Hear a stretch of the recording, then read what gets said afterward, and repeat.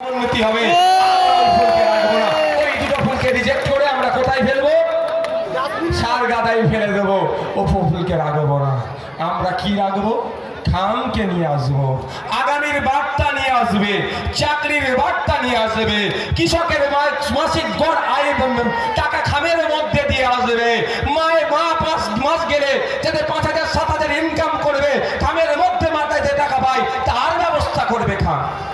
500-1000 টাকা মায়ের হাতে দিয়ে, 1000 টাকা তো মা, 1200 টাকা তো মায়ের হাতে দিয়ে দিচ্ছে, কিন্তু মায়ের সন্তানটা যখন বা মা যখন চিকিৎসা করাতে যাচ্ছে কোথায় যেতে হচ্ছে?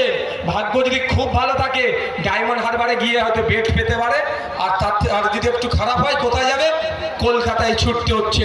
ওখানে গিয়ে মায়েরাও বেড পাচ্ছে না, বাপেরাও বেড পাচ্ছে না, ফলে আমাদের এমার্জেন্সি হয়ে যায়। কি করতে হয় তখন? বেসরকারি হসপিটালে নিয়ে যেতে হচ্ছে।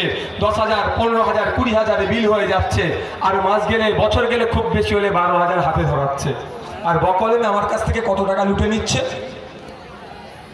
এটা ভাবতে হবে মায়েদেরকে।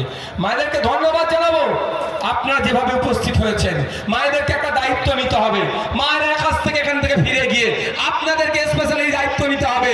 যখন আপনারা বন্ধু বান্ধবীদের মিলে যখন পাড়ায় বসে যখন গল্প করেন, বা পুকুর ঘাটে যখন আপনারা স্নানে যান, বা আপনাদের কাজে যান, বা যে কলতলায় যান, একটাই কথা হবে, বাড়িতে বাড়িতে গিয়ে আপনাদেরকে দায়িত্ব নিয়ে বলতে হবে, চুপচাপ চুপচাপ মায়েদেরকে এটা বেশি প্রচার করতে হবে।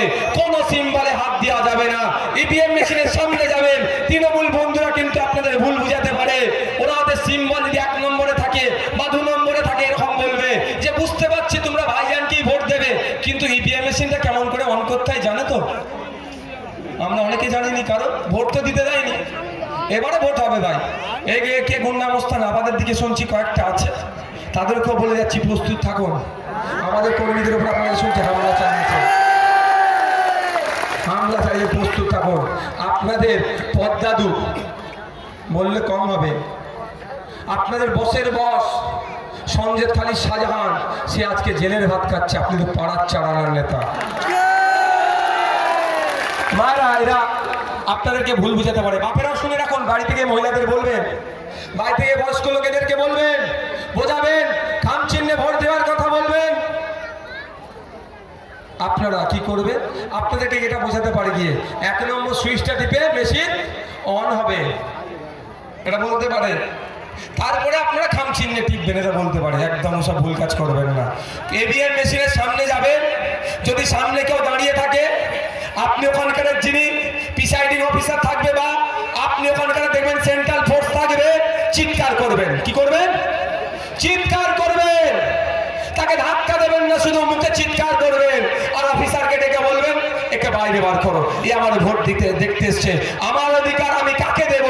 আমি কেন ওই সমাজ বিরোধীকে দেখাবো? ভাই বুঝতে পারছেন না? আপনারা কি করবেন? বার করিয়ে দেবেন। আমরা ব্যবস্থা করছি ইভিএম মেশিন আর আপনি যাতে থাকেন, অন্য কোনো তৃতীয় কেউ না থাকে, তার ব্যবস্থা আমরা করছি। আমাদের দায়িত্বটা ছেড়ে দিন। তারপরে যদি ছিটকে ছাটকে একটা চলে যায়, আপনারা তাদেরকে বার করে দেবেন। এবার কি করবেন? ইভিএম মেশিন আছে, আগে হাতটা পেছন দিকে রাখবেন, ভালো করে দেখে নেবেন কোথায় আছে। ইভিএম মেশিনের কাছে হাত নিয়ে যাবেন না। যখন দেখতে পাবেন খাম চিহ্ন আছে, গিয়ে কি করবেন?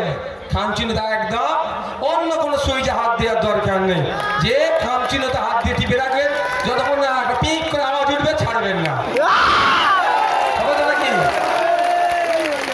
আর মনে মনে বলবেন, এইখান থেকে টিপছি আমার লোক দিল্লি যাবে, এইখানে প্রেস করছি আমার লোক দিল্লি যাবে। আপনার লোককে দিল্লিতে পাঠাতে হবে। আপনার লোক এতদিন দিল্লি যায়নি, শুধু আপনাকে ভুল বুঝিয়ে আপনার ভোটটাকে চুরি করেছে। আপনার লোক যদি দিল্লিতে যেত, তাহলে সাগরে বা এই গঙ্গায়, এখানে প্রতি বছরে এই ঝড়ে প্রাকৃতিক দুর্যোগের কারণে কি হচ্ছে, বাঁধ ভেঙে গিয়ে নোনা পানি আপনাদের চাষযোগ্য জমিতে ঢুকতো না। আমাদের লোক যদি দিল্লিতে যায়, আপনার আমার লোক অর্থাৎ জনগণের জনপ্রতিনিধি যদি দিল্লিতে যায়, সেখানে গিয়ে আওয়াজ তুলবে, থুতু দিয়ে আটা ছানা যাবে না। 75 বছর ধরে মথুরাপুরবাসীকে আপনারা ভুল বুঝিয়ে এসেছেন, আর হবে না। মথুরাপুরবাসীর জন্য যেসব উপকূলবর্তী এলাকা আছে, ওই বিশেষ করে এলাকাবাসীর জন্য কংক্রিটের বাঁধ নির্মাণ করতে হবে। এই আওয়াজ তুলবে, সিমেন্টের বাঁধ নির্মাণের জন্য আওয়াজ তুলবে। এবং এবং সেটা যাতে সম্পূর্ণ করা যায় তিনি তার সর্বোচ্চ দিয়ে লড়াই করবে। যদি আপনার লোককে পার্লামেন্টে পাঠান, সেখানে গিয়ে আওয়াজ তুলবে, আপনারা বলেন সংখ্যালঘুদেরকে ভালোবাসি, আপনারা বলেন দলিতদের ভালোবাসি, আপনারা বলেন আদিবাসীদের ভালোবাসি, আদিবাসীদের যে স্বাভাবিক অধিকার, জলজমি জঙ্গলের অধিকার, কেন সেটা হরণ করা হচ্ছে? অবিলম্বে বন্ধ করে স্বাভাবিক অধিকার আদিবাসীদের ফিরিয়ে দেওয়া হোক, ফিফথ শিডিউল ইমপ্লিমেন্ট হোক, ফরেস্ট রাইট অ্যাক্ট তাদেরকে বুঝিয়ে দেওয়া হোক। এই আওয়াজ তুলবে। পার্লামেন্টে গিয়ে কি কথা বলবে? দলিত ভাইদেরকে খুব ভালোবাসে বলছে, কিন্তু দুঃখের বিষয় আমার তোমার দলিত ভাইদের কোটায় যে চাকরি আছে সেইগুলো লুট হয়ে যাচ্ছে, বলার লোক খুঁজে পাচ্ছে না, আমরাও পাচ্ছি না। তাই দেশের আইনসভার মধ্যে বলার লোক পাঠাতে হবে। ঠিক যেভাবে ভাঙড়ের মা বাপ ভাই বোনেরা বিজেপি তৃণমূলের বাইনারিকে ভেঙে আমার পক্ষে ভোট দিয়েছিল, কামচিহ্নের পক্ষে ভোট দিয়েছিল, সংযুক্ত মোর্চার পক্ষে নওশাদ সিদ্দিকীকে পাঠিয়েছিল, আমি বিধানসভার মধ্যে গিয়ে একদিকে দলিত, একদিকে আদিবাসী, একদিকে সংখ্যালঘু মুসলিম থেকে শুরু করে পিছিয়ে বর্গ থেকে শুরু করে সমাজের সমস্ত শ্রেণীর মানুষের হয়ে বলিষ্ঠ কণ্ঠ হয়ে সেখানে আওয়াজ তুলছি। এই আওয়াজটা শুধু কলকাতার বিধানসভার মধ্যে আমরা থামিয়ে রাখতে চাই না, এই আওয়াজটাকে আমরা দেশের আইনসভার মধ্যে তথা পার্লামেন্টের মধ্যে পাঠাতে চাইছি। একদিকে নওশাদ সিদ্দিকী রাজ্যের আইনসভার মধ্যে আওয়াজ তুলবে, অপরদিকে অধ্যাপক অজয় কুমার দাস দেশের আইনসভার মধ্যে আওয়াজ তুলবে। আর বাইরে তো আপনারা আছেন, আমাদের অধিকার আমাদের বুঝিয়ে দিতে বাধ্য হবে। ওরা তো চাই সবসময়, কি বলুন তো, নওশাদ সিদ্দিকী মুসলিম, ওর নিজের অধিকারের জন্য চিৎকার করুক, অধ্যাপক অজয় কুমার দাস দলিত, সে তার অধিকারের জন্য আলাদাভাবে চিৎকার করুক। আর সঞ্জীব হাসদা, অধ্যাপক সঞ্জীব হাসদা মহাশয়, তিনি একজন আদিবাসী, ইনি ইনার মতো চিৎকার করুক। তিনজন ভাগ হয়ে তিনজনের অধিকারের নিয়ে চিৎকার করবে। আর মধ্যখানে কি বলবো, তোদেরই মধ্যে মিল নেই, আর কি করবো, বুঝতে পারছেন না? এখন তোদের দিকে ব্রেন আউট হয়ে গেছে, কি ব্যাপার? আরে নওশাদ সিদ্দিকীর পাশে কারা দাঁড়াচ্ছে?